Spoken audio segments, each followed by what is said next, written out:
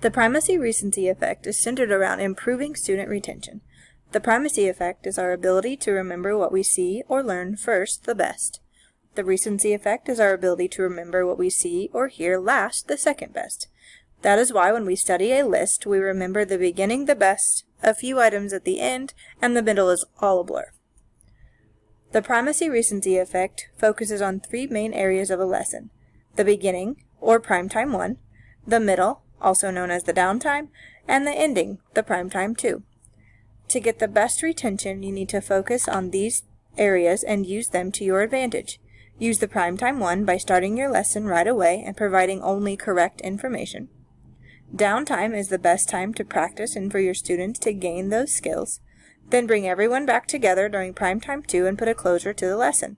This is the best time to reinforce learning and retention by reiterating what your lesson was about. With the primacy-recency effect, prime time minutes and downtime minutes do not increase at the same rate. The longer your lesson does not mean your prime time will be longer. In fact, it is the opposite. The longer your lesson, your downtime increases at a faster rate than your prime time increases. So for example, a 20-minute lesson has 18 minutes of prime time and 2 minutes of downtime, while an 80-minute lesson has 50 minutes of prime time and 30 minutes of downtime.